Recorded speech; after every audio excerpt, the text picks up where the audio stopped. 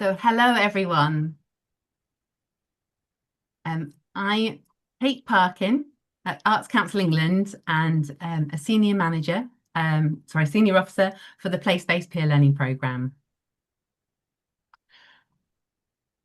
Today, thank you so much for joining us on this extremely hot and humid day. So, thank you for all of those that have persevered and attended the session. The session will be an hour and a half, so we finish before 3:30. There'll be a break. And following this session as well, you'll be able to see the recording and resources up on our peer learning website. So today I'm delighted to be joined by Jess Plant, who is Director of Policy at Creative Lives. And Hi. also, hello, and Gemma Channing, who is Senior Manager at Creative Health at Arts Council England. And we have two BSL interpreters, Harry and Alice. Thank you so much for coming and interpreting on such a hot, hot day. We will be looking at the Know Your Neighbourhood report, specifically about kind of the learning from reports and having a Q&A following that. So we'll two presentations from Jess and Gemma, and then an opportunity for us to contribute at the end of the session.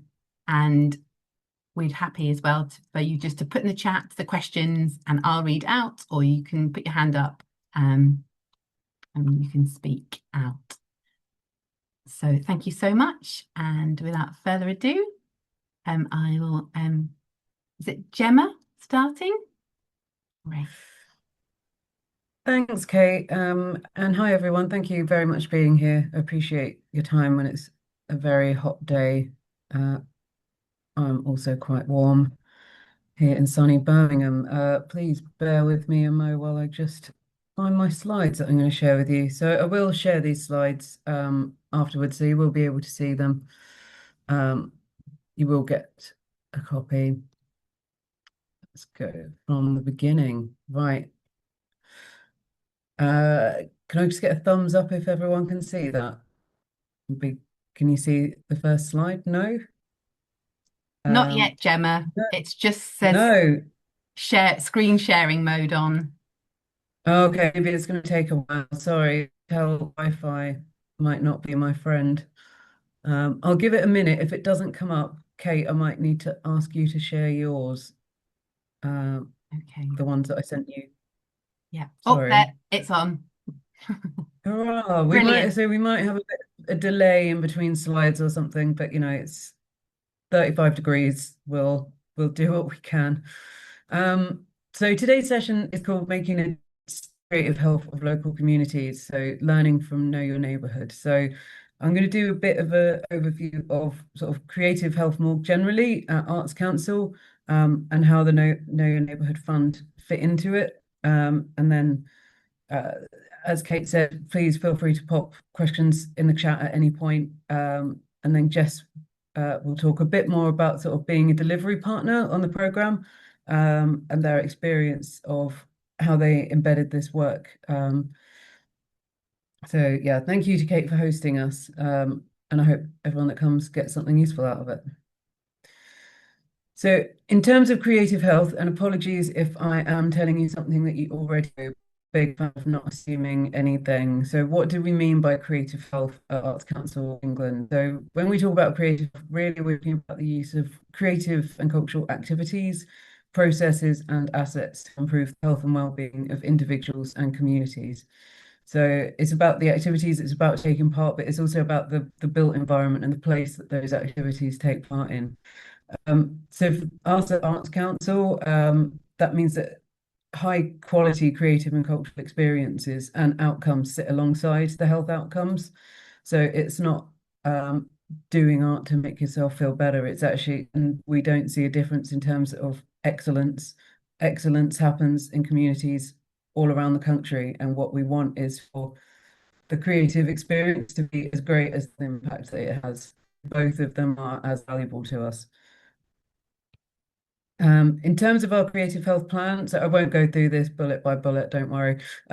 We have a creative health and wellbeing plan. So we published this in 2022, and this really lays out sort of the ways that we want to work in order to enable the creative health sector as such. So essentially, we know that creativity and culture is good for our health and well-being. So therefore, what are our responsibilities and what are the actions we're going to take to make sure that everyone has access to creative activities?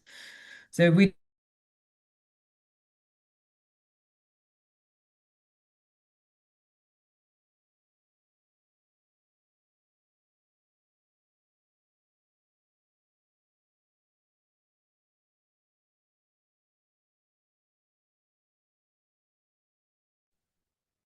Sorry, all. I think we might have just lost Gemma. Um, we'll just see if she pops back up. Oh, I'm very sorry about Oh, that. we we have you back. I don't know what happened there. Everyone sort of disappeared. I don't know if that was my internet. It must have been. I'm very sorry. Uh, I will go back to my previous slide and That's fine, Gemma. I'll just spotlight you as well so we can see your face. thank you. Assuming that the heat is melting the internet. Clearly you can tell I have no idea how the internet works. So our creative health and wellbeing plan is how we intend to make sure that everybody has access to high quality creative cultural experiences so that they can experience those benefits on their wellbeing. And we split that into three Ps in the plan, but we've also added a fourth P, as you can see from this. So the first part is partnerships. So really that's how do we broker and convene those partnerships across the health and creative sectors. So we work with a lot of partners. We work with the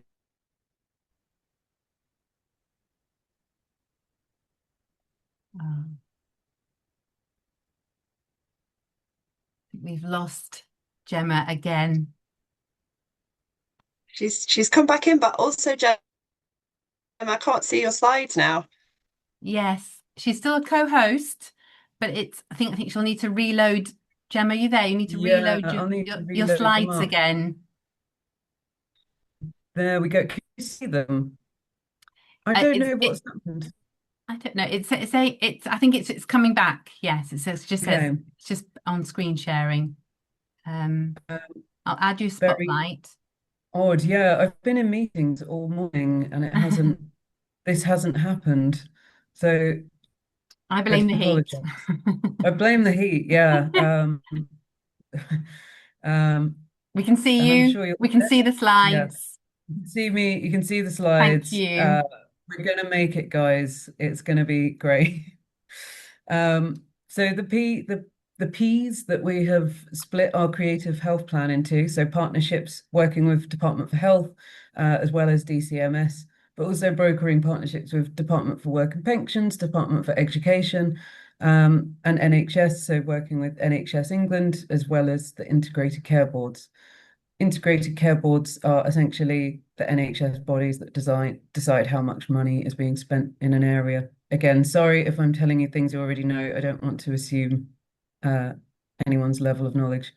We also work with bodies like the National Centre for Creative Health.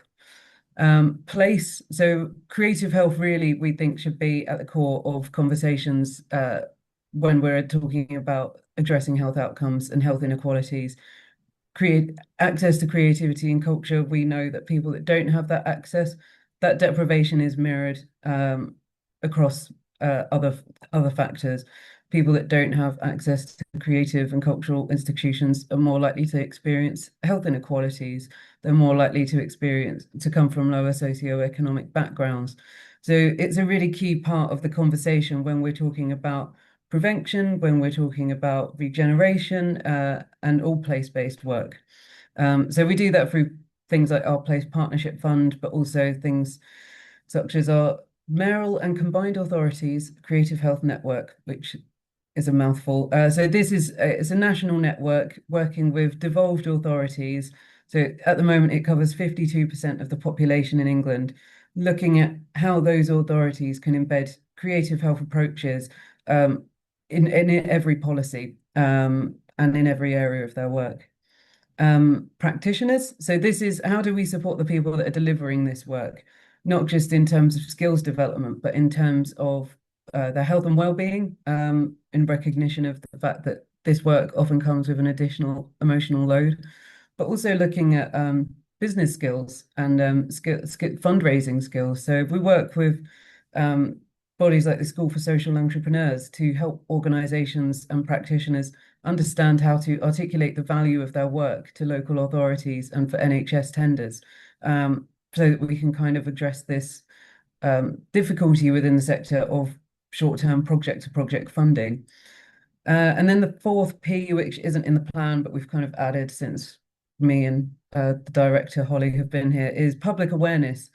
So we want the public to see creativity as a health behavior in the same way that, you know, you eat your 5 a day, you get your 20 minutes of exercise a day, try and get 8 hours of sleep.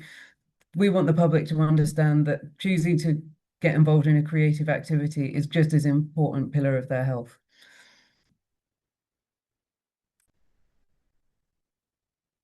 And now I can't move the slide. There we go.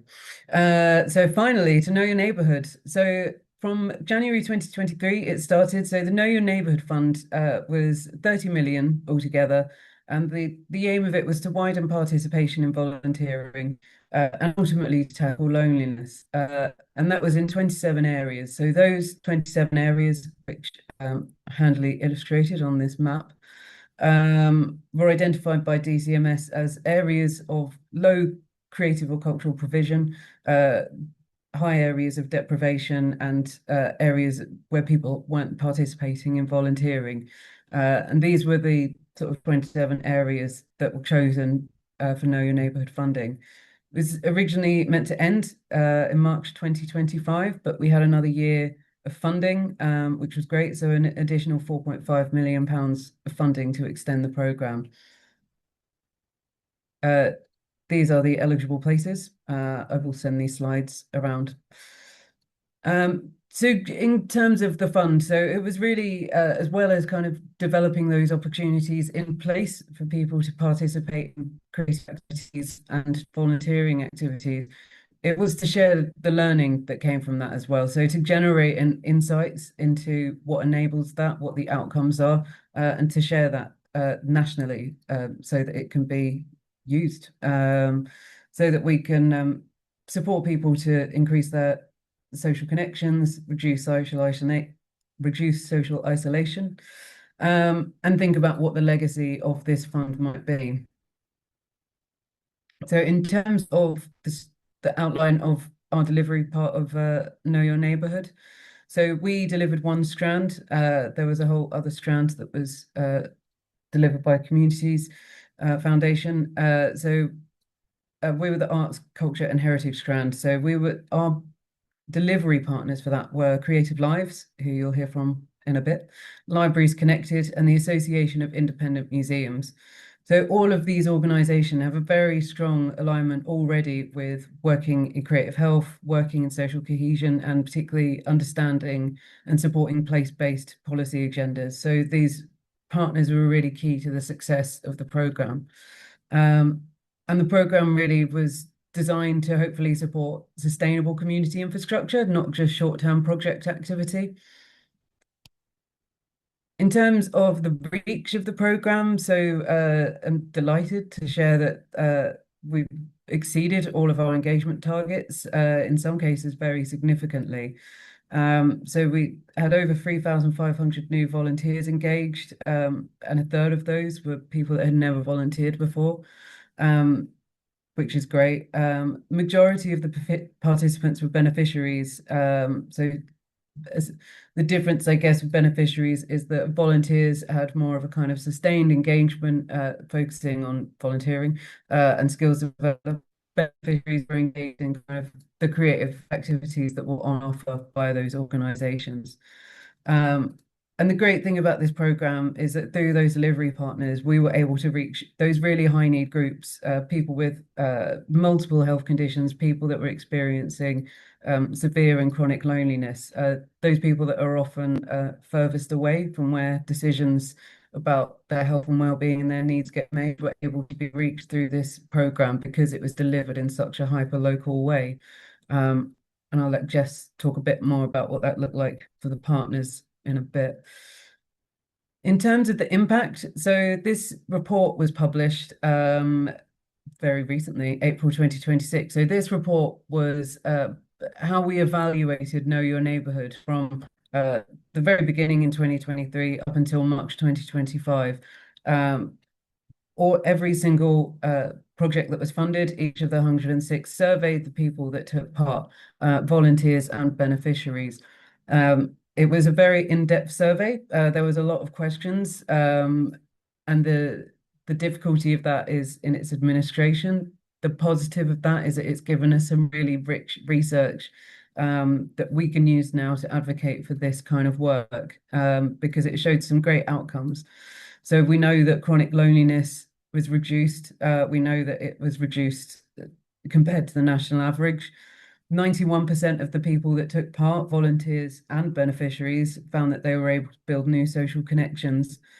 And the people that took part as well, they reported improvements across life satisfaction, happiness. They reported reduced anxiety. And outside of these kind of like scaled and numbered measures of the impact that it had, narrative kind of interviews were done with participants, and the way that they described it really was life-saving and life-changing. It really did change people's lives, having these opportunities to engage in creative activities, volunteering opportunities that they might not have had the opportunity to do. I just wanted to talk about the role of creativity specifically because Know Your Neighbourhood wasn't designed to only look at creativity as a mechanism for reducing loneliness, but unsurprisingly, at the Arts Council, we're very interested in the role that creativity has specifically. The bonus of creativity, as you know, is it can be a very low barrier entry to connection and participation. You don't have to be the world's best artist to participate and get the benefits from art. It's something that can be done in your own home. It's something that can be done in libraries, community centres. It doesn't have to even be done in an arts venue. And that enables that participation, which then helps break down those barriers. Volunteering, we know, creates this sort of sense of confidence and purpose, but also a sense of pride and a sense of pride in place. We know that creative activities are brilliant for skills development and for education. 82% of the people that took part in Know Your Neighbourhood volunteering opportunities felt like their skills had developed as a result. Particularly, they spoke about their creative skills developing, which is great, but also their communication skills. They felt like they were able to articulate their needs, their thoughts, their opinions better. And 19% of the participants that attended then progressed from being a beneficiary of taking part in an activity to volunteering to supporting those activities to take place. And we know now, though it's not captured officially in the report, that some of those volunteers have gone on to get paid work in the sector. So it's really shown how that kind of targeted, hyper-local, grassroots work can have a very material impact on people's lives. In terms of the things that made this program successful, it was designed to be accessible and inclusive, and a lot of the projects that we funded through this were co-designed as well. Each of the projects, they knew their area, they knew their communities, and they knew what their needs were, and they built that into their projects right from the beginning. Having a kind of flexible approach to the programming helped to build trust. So giving projects a bit of freedom, they understand what their communities need, they understand what their participants need. So not being too prescriptive on exactly what it is they have to deliver. Partnerships and local credibility, absolutely. The trust that people have their communities towards the community groups, libraries, particular groups that they've attended. That is how you reach the people that aren't engaging, find the people that they already trust, and then that's a way in. And time as well. a lot of the groups that we funded, a lot of the projects that we funded, took a while to gain traction, and that's normal. And I think that's some learning from us, is that building that time in so that projects can have the time to get to know the communities, time to get to know what it is they want to do, what's going to work for their organization, so that they can deliver it to the best of their ability. In terms of the future and like where we see the learning from this being really helpful, I think it's further advocacy and further evidence of the importance of creativity in health and care systems. We know that loneliness is a health concern. The World Health Organization, has said that loneliness is one of the biggest health concerns of our time. And this is an example of how to address that. I think it demonstrates a way of moving away from kind of short-term project grants to longer-term place-based investment. And this was a 3-year funding cycle. I know that longer-term funding is also beneficial as well. I think what I really liked about this is it really demonstrated that working in those kind of local ecosystems, as I've put it there, and working across different partnership groups really enables, well, it reduces duplication, but it also enables people to share resources. So like not everyone has a physical building, not everyone has the same amount of time, but across a community, generally, the support and the resources can be pulled together. I also think there's something around when we target underrepresented groups or groups that are maybe not engaging, words like loneliness do carry a stigma. A lot of the people that participated in Know Your Neighbourhood wouldn't necessarily describe themselves as lonely, because there's a certain kind of picture of what a lonely person looks like, but they might describe themselves as not being well connected in the community, not being part of the community. So I think that's some learning for us to take forward as well when we're thinking about how to reach groups. The language that we use is very important. If you would like to email me, please do. I'm always up for a chat. Hopefully my internet will be working when we do meet up for a chat.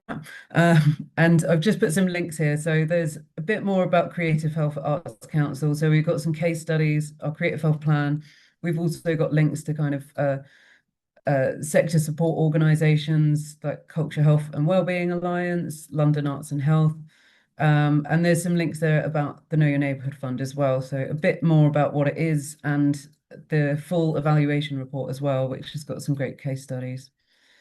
I will stop sharing my screen now. Thank you for your patience while my internet did its thing. If anyone's got any, I'm just going to check the chat if there's any questions. I'm sorry, I couldn't see the chat. No, Sorry, it's fine, Gemma. We haven't got yeah. any questions at Okay. the moment. Should we?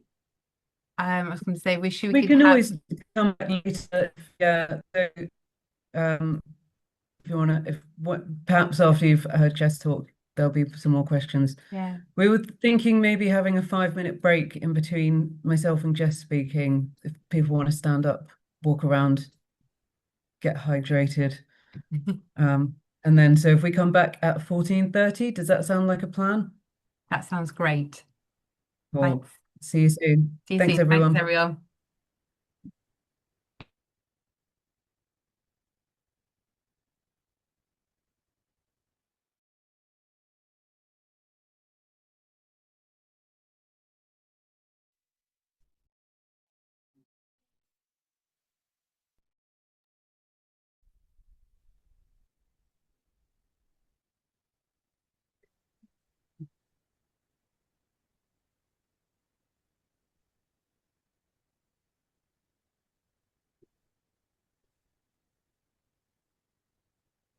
Slides there, Kate.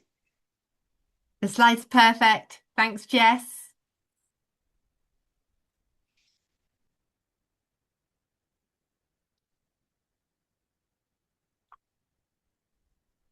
Hello, everyone. Thanks so much for coming back, and hope you aren't buckling under the heat. as much as our technology is, but we can see Jess's slides. For those of you that missed some of the slides and have come in a bit later, we'll have both sets of slides available and the film and all other resources in terms of the reports on our website, and we'll let you know about that next week from Monday. So without further ado, I'll introduce Jess from Creative Lives, and she'll talk through their recent report. And if we can, please feel free to put in questions in the chat or save them up until afterwards, and we'll do a question and answer at the end. Thank you. Thanks. Hi, everyone. Really nice to see people. I know it's very warm, so hopefully people are just finding a way to listen whilst staying cool in some way. So just to let you know what I'm going to talk about, I'm going to talk a little bit about Creative Lives, our role in Know Your Neighbourhood. Sorry for the acronym there, but KYN, Know Your Neighbourhood, findings from our pilot round and round 2 and our extension year, and talk a bit about some case studies and lessons learned, and then hopefully show a few films if we've got time. Now, I did have a little bit of a kind of creative activity to get everybody sort of thinking about engaging our brains in creative activities, but I don't quite know how engaged people are feeling. But if people are up for it, thank you, Harriet. Very simply, it was just to sort of have a look at these images and just see which one you're drawn to and put the number in the chat. And if you want to say, why you're drawn to that image, just, I think, sometimes images can help us with mood, thinking about things in different ways. So I think I have a feeling that lots of people will be drawn to one particular image today, given the heat. But please do, if you want to engage, say which image you're interested in the chat, or if anybody wants to sort of comment on any of the feelings that are coming up when looking at any of these images, that would be great. Oh, lovely. Thank you, everyone. Yay. So obviously Hockney's getting a lot of love. Swimming pools. Absolutely. That was exactly what I thought would happen. It doesn't always, though. Number 2. So someone's drawn to that interesting kind of mechanical face. And I think I'm feeling a bit more like number 6, like, collapse. Although, yeah. I'm not sure I'd want to be wearing all that thick clothing right now. But yes, actually really nice to give a Hockney a little shout out. So that was just to get us thinking about creativity and to potentially wake us all up a little bit. Oh, lovely. Some people have been working around Hockney. That's great. All right, I'm going to carry on with the presentation. So Creative Lives, we are all about championing community creativity. And by that we mean either volunteer-led or community groups, or groups that are really working with communities in doing creative activity, which is probably a bit of a strange distinction to make, but actually kind of taking part and doing creative things. So we were absolutely thrilled to be part of this process. Whilst we've given out grants lots of times before, like micro grants of sort of £500 and £1,000, that's something we've done lots of. Giving out larger grants was actually a really big step for us in terms of giving out grants for either £10,000 or £20,000. So we were absolutely thrilled to be engaged in this project, because it felt like it really was a signal that, I guess, what might have been sometimes described as community arts or amateur activity was going to get more of a spotlight. And we worked with some amazing partners to deliver some brilliant work. So our projects that we funded. So we gave out, in our pilot round, we gave 4 project grants and 6 partnership grants. So our project grants were about £10,000 and the partnerships were £20,000. I'm not going to kind of read out all the details here, but we, again, like Gemma was saying, we exceeded our targets, worked with more volunteers, more participants than we said we would do through these grantees, and we gave out over 65 grants.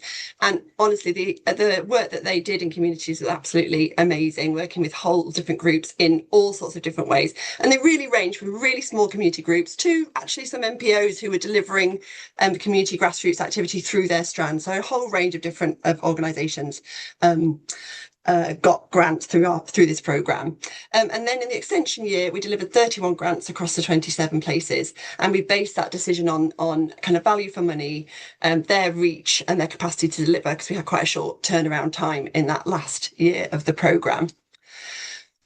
I suppose I just put, Gemma asked me to think about our learning as an organisation. And I think for us, it's just so, having to sort of work out who got the grants was really difficult because so many of them were so fantastic, and making sure we had that criteria all completely focused on those aims of reducing loneliness and increasing volunteering.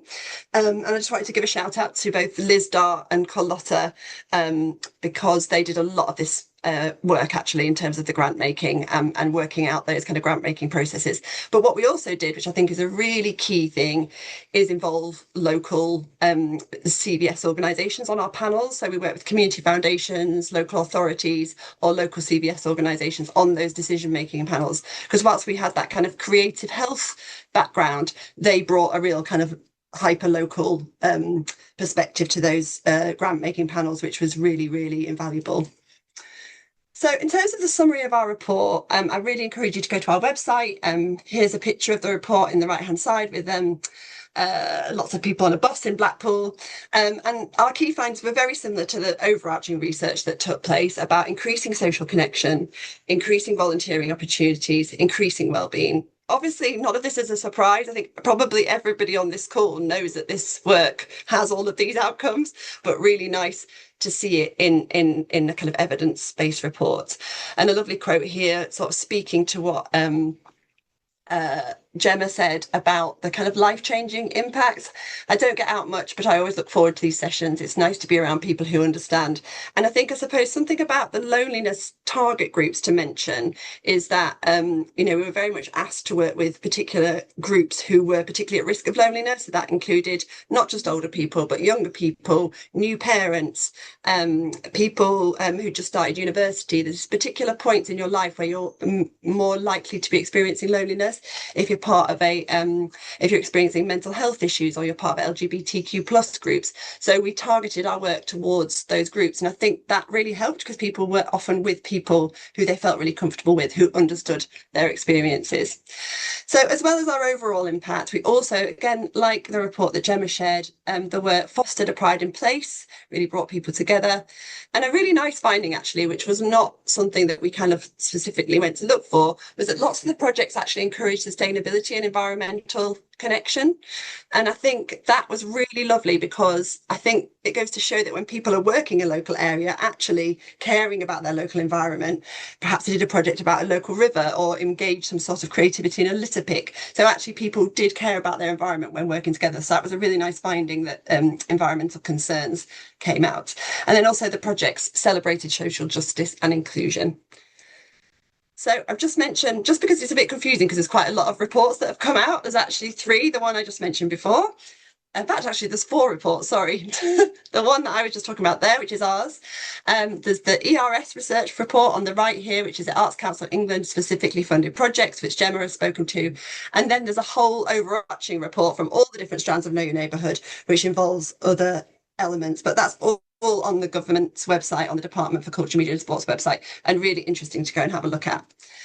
And actually, I did a cheeky little thing here and put the report into an AI tool to give me some like whizzy little chart here, which again talks about those things that Gemma has in terms of increasing life satisfaction, happiness, worthwhile, increasing belonging, and those skills and problem solving and creative skills. So that's a repeat of Gemma's slide. I apologise, but I was getting a bit overexcited with the AI tools.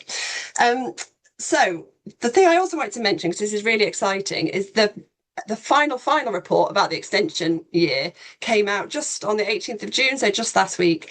And this involved talking about that issue around stigma that Gemma mentioned, the stigma of, nobody wants to think that they're a lonely person, as we described. So, and what I found really exciting about reading this research is that actually, that the creative and cultural activities have such a way to connect people in low pressure ways.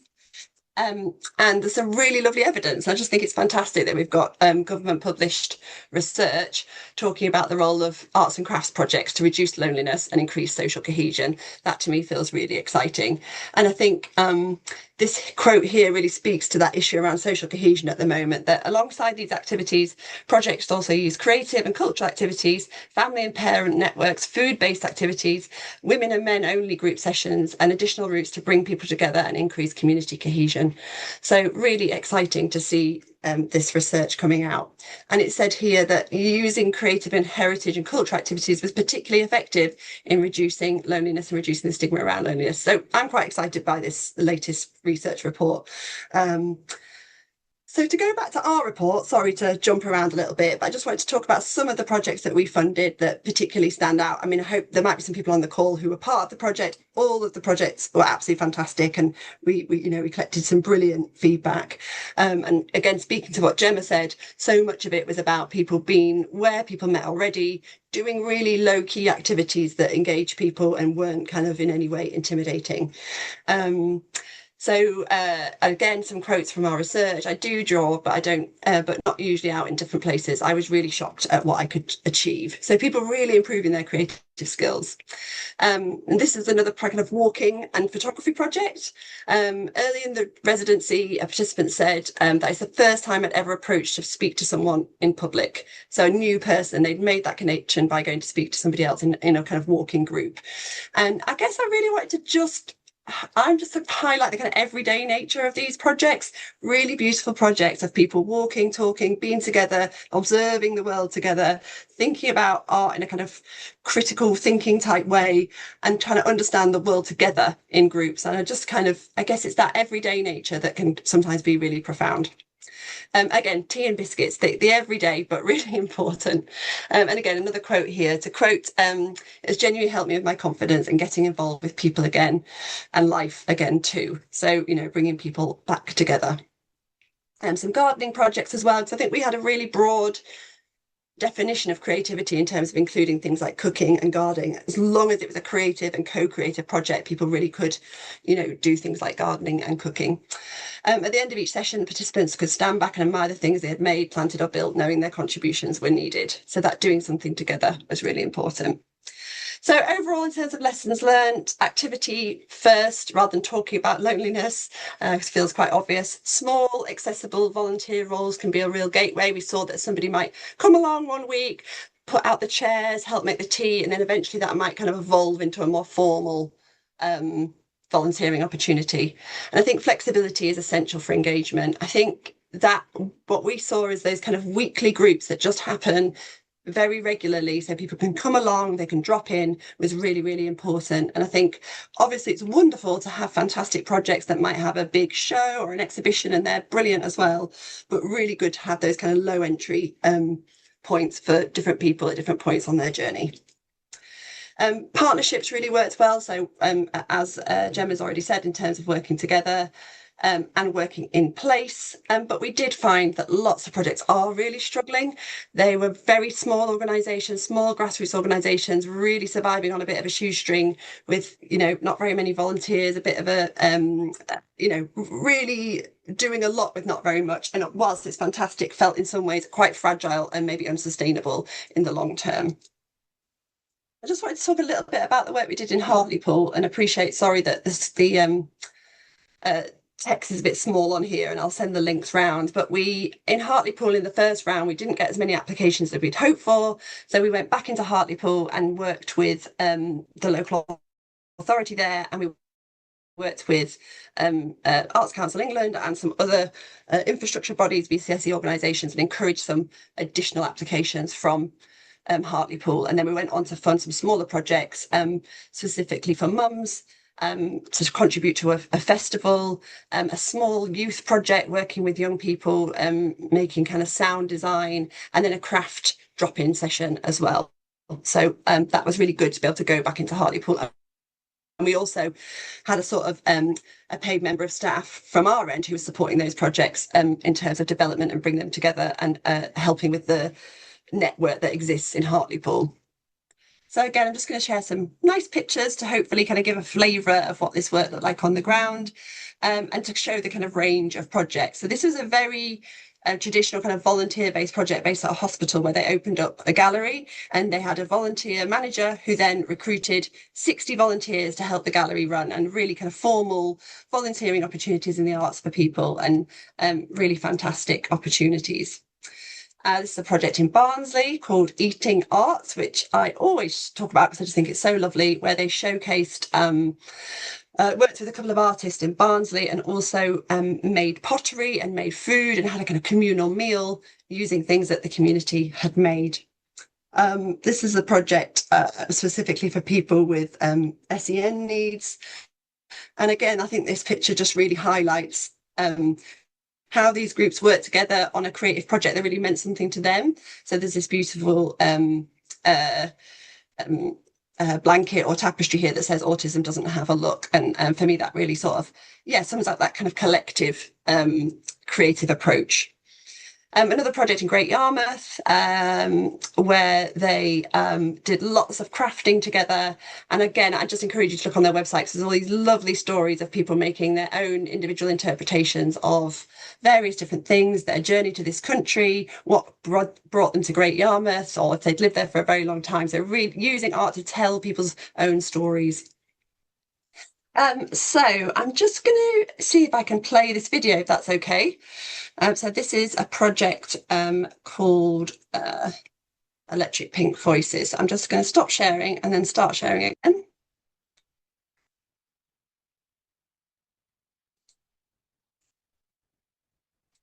Just going to show a little bit of this video.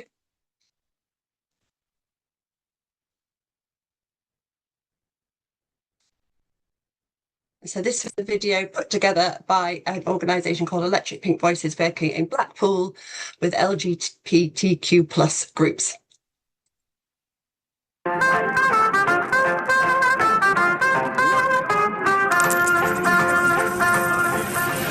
If I turn up and I am who I am, are people actually going to accept me or think that I'm weird? To do something completely out of my comfort zone. Risking it again and again and again, and it is very difficult. It was a bit of an eye-opener.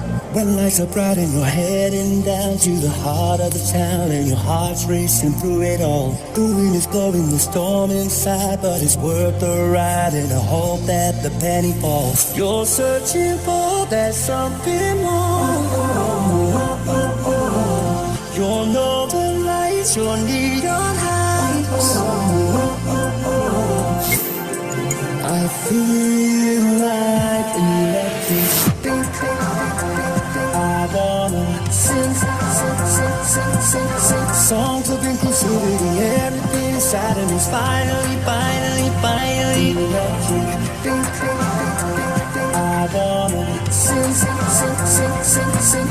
You're my chosen family, standing by my side as we pop to the beat. We're all here singing by the sea. Went to rehearse all those scared and alone, but I knew in an instant I'd find me a second home. Singing together in harmony, guess just how many hours you spend singing here with me. You're searching for that something more. You'll know the lights, you'll need on heights. I feel like electric. I wanna. I'm going to stop it there, just because I will send the link round and encourage people to go and have a little look. Just bear with me.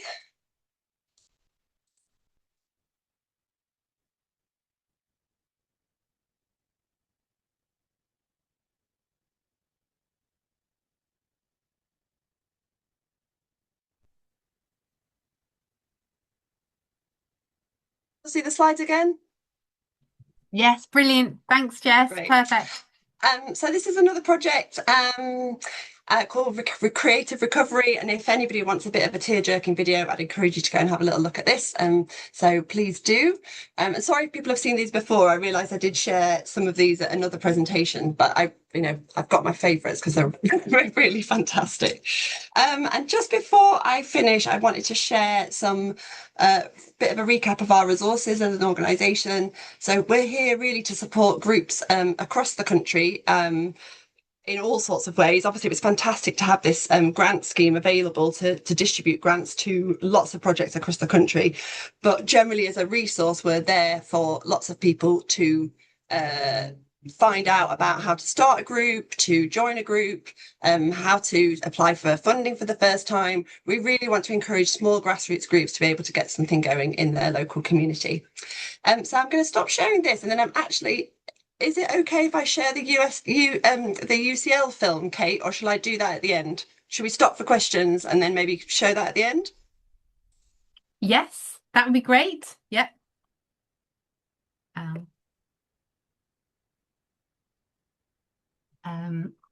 Just bring everyone back then.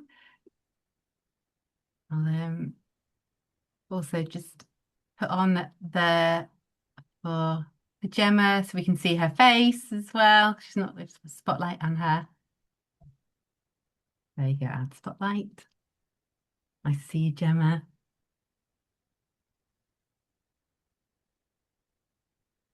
And for Alice as well, we can see Alice, who's our interpreter.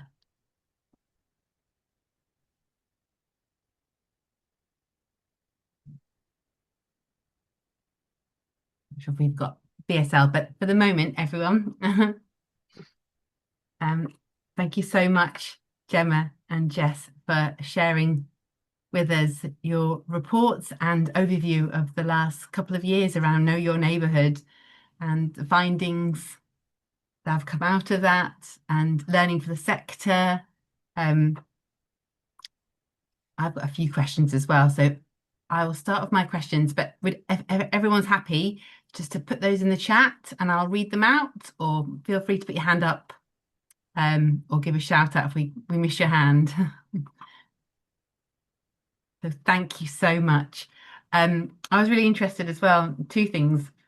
When you talked about the stigma or shame of loneliness, and I should say as well, just for context, as well as working at Arts Council England, I'm on secondment from another organisation called Equal Arts, and we were a delivery partner with one of the projects before I started working here. So it was no conflict of interest.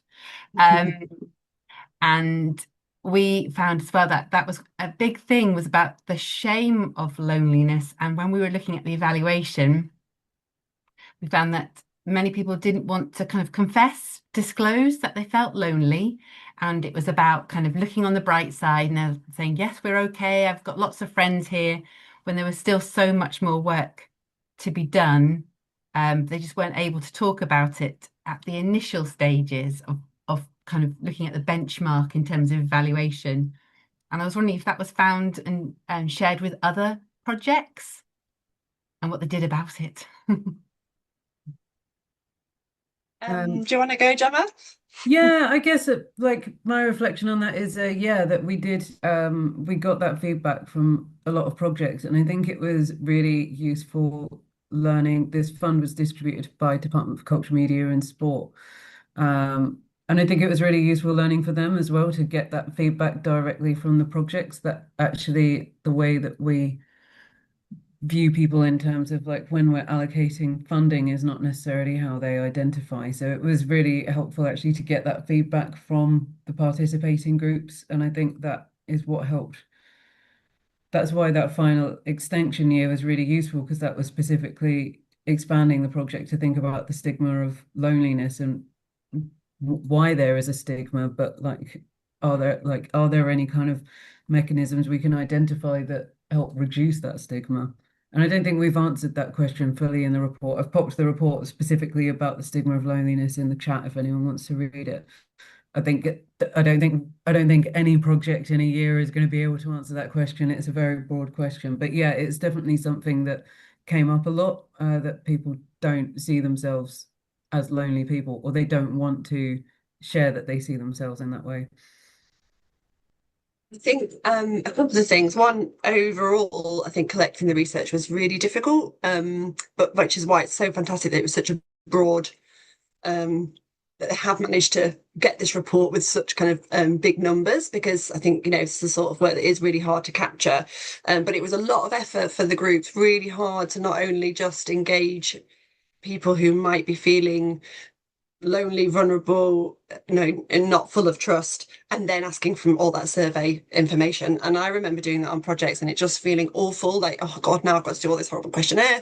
But people found different ways to do it, and people did persevere, which we're extremely grateful for because of the research now. But I think so that's one thing in terms of the research, and then like you say, Kate, not necessarily that reflecting how people were, because people don't want to identify in that way, which is why I think the volunteering has been so important as well, because people like to volunteer because they want to give back, even though actually the volunteering is supporting their individual needs. It's potentially a role they feel more comfortable with. But I do think, I guess, some learning from the groups themselves or the people that we funded was, actually really targeted activities for like, are you a new mum, or are you part of this particular group? Really encourage people, because so we know from the work we were given from DCMS, the groups that were particularly at risk of being loneliness, and then targeted activity towards them, that meant that you were hopefully reducing people becoming lonely at points when really critical within their lives, like I said, around new students or young new parents, or people who've recently moved to a new city. So the work was really targeting those groups, and instead of talking about loneliness, just saying, have you recently moved to this area? Would you like to come and join a choir? So really targeting people in that way, rather than, come and be part of this lonely group, which obviously nobody wants to do. That's great. Yeah. Starting from a kind of an opportunity rather than a kind of deficit. Yeah, absolutely. That's great. I also flagged as well, I think this is for Gemma. When you talked, it was really interesting, when you talked about the longer term funding cycle and how that was quite an attractive offer, really, from exploring, opposed to like just project by project. This opportunity, this program allowed for 3 years, up to 3 years essentially, of development, but to support and to track and evaluate and deliver. And I was just wondering whether we know now if any of those projects or different partnerships that were created have continued in different guises and have applied for other funding, Arts Council funding, but to look at more longer term as opposed to the project cycle. Yeah, we do. So a lot of I'd say one of the outcomes of Know Your Neighbourhood for the projects was that kind of organizational development and capacity building. And with the extension year, there was a bit of a gap in between the first part of funding coming to an end, and there was a bit of a gap while everything was getting confirmed for the extension year. And what was really great is a lot of the projects had continued in that interim where there wasn't any funding. They'd like some strands of their activity they've been able to continue. I know that some organisations have gone on to get additional funding. Electric Pink Voices recently were awarded Arts Council funding for a project that's being delivered over a couple of years. So, and Jessie, you might know of some more. So there are organisations that are now, they've developed their organisation through Know Your Neighbourhood, sort of in terms of their own skills and their own knowledge and how they can apply that to get more funding. Yeah, I think what was interesting from our perspective as well, so we did have lots of arts organisations, but we also had lots of different organisations that might not necessarily, who probably wouldn't come to the Arts Council, community centres. I don't actually think a scout group in this case, but in another one we did other types of voluntary sector organisations who, groups that might be specifically. I know there was one that was working around people with bereaved families, and so they very much sat in the voluntary and community sector, but were applying to do arts activity. And I think Creative Lives perhaps was a good bridge for groups like that who wouldn't think about going to the Arts Council, but actually we're bringing in an artist and we're doing really interesting stuff. So yes, and then also we have seen organisations go on to get lottery funding and receive other bits of money from different sources. And I suppose we should have said as well, there was 2 sort of big conferences as well that took place as part of this work. So that was an opportunity to sort of share good practice. Arts Council, Lottery, Heritage Lottery came as well to talk about other grant streams. So there were sort of development opportunities for lots of the grantees. Thanks, Jess. That's really helpful. I'm just looking at the chat as well. So we've got a question. I think this is from Peterborough Presents. It might be Charlie Jennifer. Don't know. It's I'll read it out. I think it's for both of you, but it was just a reflection. Oh, it's Sarah. Hello, Sarah. It's good to know that you were offered a longer time to deliver this. Creative People and Places ran a project around loneliness at the very end of at the end of COVID, which was on a very short timescale. What happens next with the research? You're showing some here, which is great, but how do you feed through to funders about longevity and also the importance of creativity on health, well-being? Sport is well recognised, but creativity not as well adopted. Sorry, big question. Yeah, I'm happy to jump in a bit on sort of what we've been doing with the research since it was published in April. So we shared it through our socials for Creativity and Wellbeing Week and through Loneliness Awareness Week. We've also been sharing it with different teams in DCMS just to make sure there is that sort of joined up thinking happening. So where we know DCMS are looking at prevention in health, like and what activities like support prevention, we shared it with them. We've also shared it with Department for Health and Social Care. They have a creative health lead now, Dr. Justin Varney Bennett. So we're making sure that we're circulating it within government departments so that there's no kind of we don't want it to get stuck with like it got funded in this bit of the organization, so that's where it will stay. So so wanted to share it with different kind of departments, but also looking at our sector, the creative health sector organizations, the Culture, Health and Wellbeing Alliance, London Arts and Health and the National Centre for Creative Health, sharing that information with them. They're the ones that are kind of working directly with the sector. And I guess in terms of feeding through about the importance of creativity and health and wellbeing, that's my daily job, is talking to funders, commissioners, policymakers, healthcare partners, and in creativity and culture about the impact that creativity and culture has on health and wellbeing, what the evidence base is, how this fits into that evidence base as well. And we do that through things like the all-party parliamentary group on creative health, working with the National Centre for Creative Health to talk to different parts of government, but also different policymakers, different departments, making sure that we are getting the word out there. Can I just add as well? Yeah, I think you know, whilst it was a three-year grant program for some organisations, it still was quite short. You know, that included our bit, so that included us kind of, you know, setting up the grant scheme, doing the reporting. So I think it was still quite tight for projects, and they did an amazing job. And then no ones that got an extension year, that was brilliant. But I think, yeah, it is really hard, I think, for projects to, you know, keep going when they have to kind of like keep applying for small bits of funding. But we know they're very resilient, very creative, and often manage to find ways to keep projects going. Although in a way, that is one of the crucial things I think about these groups, is that kind of weekly, regular access to something, which didn't talk too much about actually, but Libraries Connected and Association of Independent Museums also delivered strands in this space, which Gemma mentioned. And you know, I think libraries and community spaces, those sort of third spaces that allow things to carry on and people to meet, even if there isn't always funding for a project, but there's a place where people can meet and continue to, you know, socialise and connect. And obviously we hope that lots of people came on and made friends and real connections that then carried on and maybe don't need the project as much, you know, so that's really good. I was doing some work in Dover the other week, and the facilitator was saying the main problem is I just can't get everyone to stop talking, so I really want them to learn the dance moves. And I was like, well, actually that feels to me like it's worked, and maybe they need to go on and do a new project.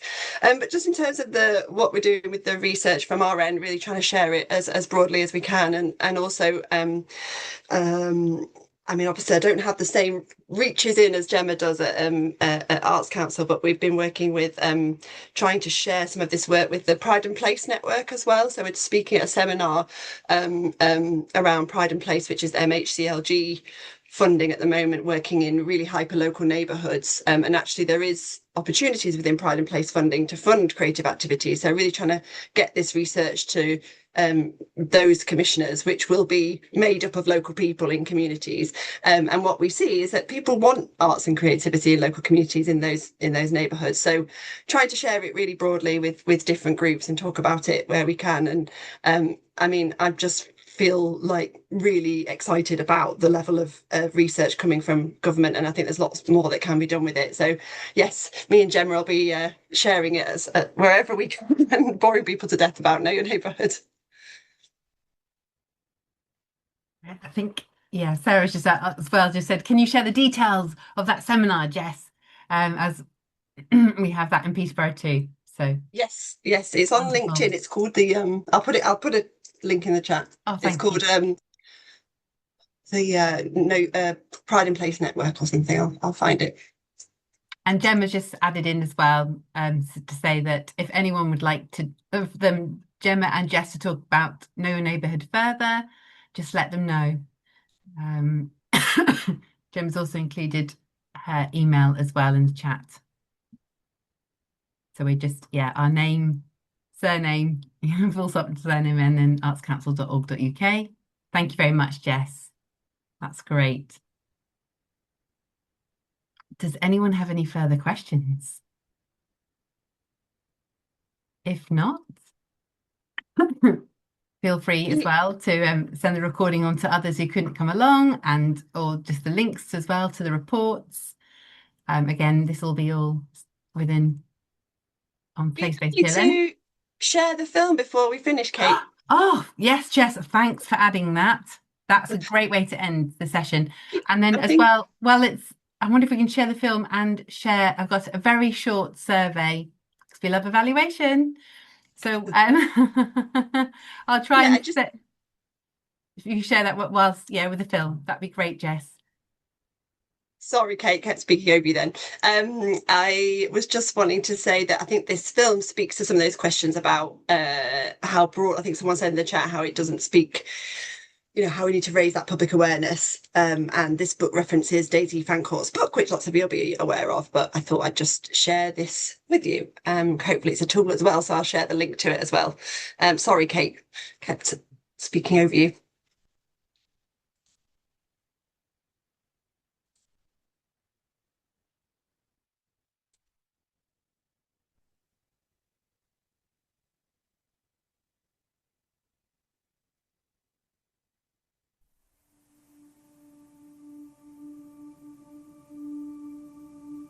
When we engage in the arts, it helps to increase our happiness, our feelings of life satisfaction, our overall well-being. And over time, if we engage regularly, it actually reduces our risk of developing depressive symptoms, it helps to reduce stress response, and it can also support us in managing really complex conditions, helping to improve our cardiovascular health, our respiratory health, even our immune health. Mechanistically, when we engage in the arts, it activates reward networks in our brain, reduces stress hormones like cortisol, lowers inflammation, reduces blood pressure, and even affects the expression of our genes.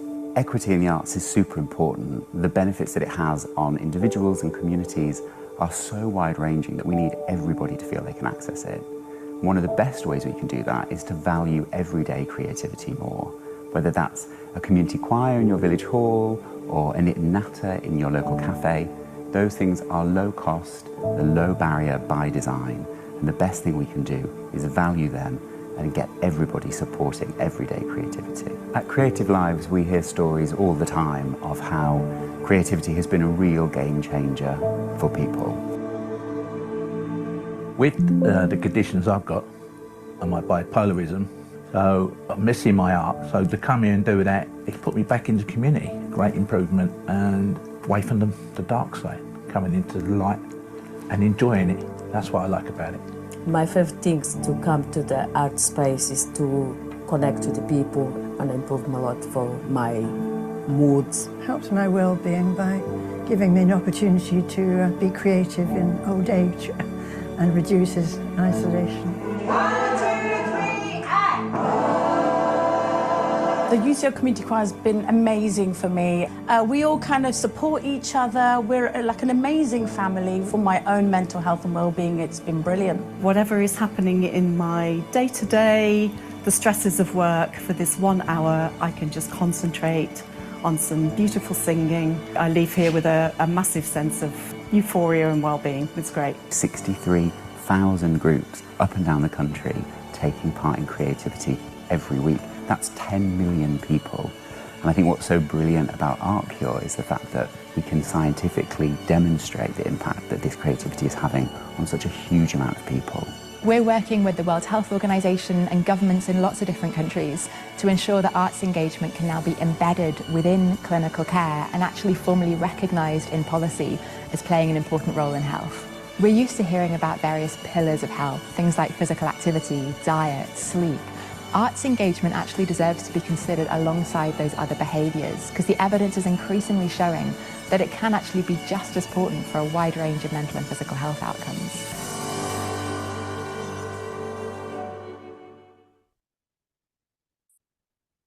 I know it wasn't specifically about the Know Your Neighbourhood work, but it felt very connected. It's great. And yeah, I think you can feel that euphoria just watching it and listening to that. It's great. And it's lovely to end the session on. Lara has written here, can we have a link to this film, please, as well? Is that possible, Jess? Yes, yes. I mean, it's very recently come out, which I think is why I was very excited to. I will just trying to work out if this was an internal link. Can I send it to people afterwards? Is that okay? That's I think fine. it might be on LinkedIn though. Let me check whilst you're doing your evaluation bits. Brilliant. Thank you. And I know that Gemma's just responded about to Hannah, who earlier just asked about some examples of local authorities successfully embedding creativity into neighbourhood planning rather than treating it as a standalone cultural programme. So I think as well as St George's Hub, which I've popped on there, it was Manchester's probably a very good example too. Greater Manchester Creative Health Strategy. So they're looking at how they can embed creative health approaches through their Live Well programme to different boroughs in Manchester. So that's probably worth a look as well. That's fantastic. Thank you, Gemma. Right, let me put on the just launch this most of the just multiple choice. It's just about attending. If you've been before, I'll let you just fill that in.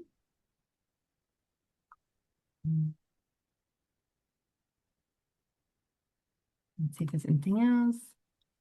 Oh, so Hannah's also asked, what advice would you give to local cultural partnerships advocating for the embedding of creativity in neighbourhood planning? Just some simple advice there, Gemma.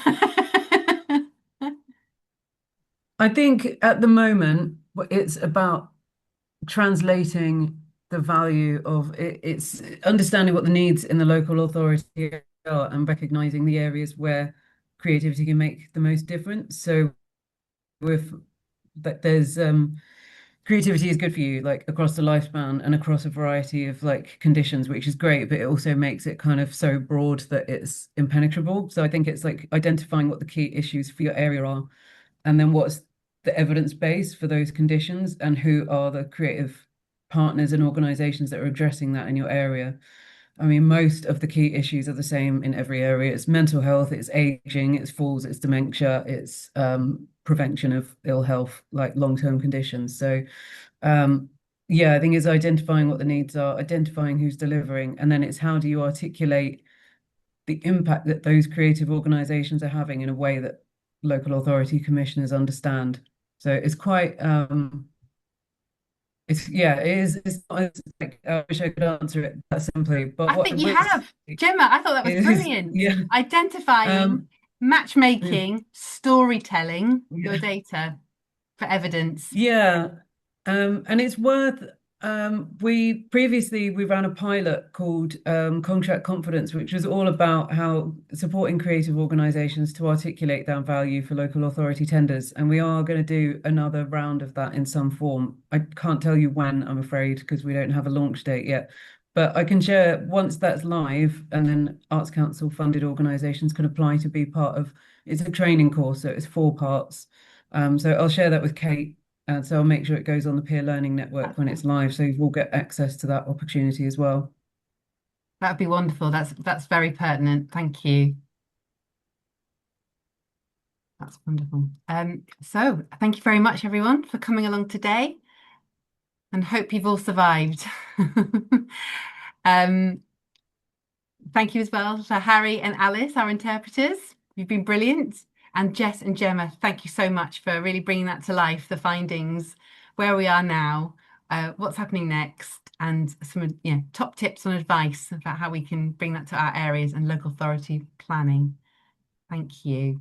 I hope to see you next time. We've got more events as well for those interested on our place-based peer learning events.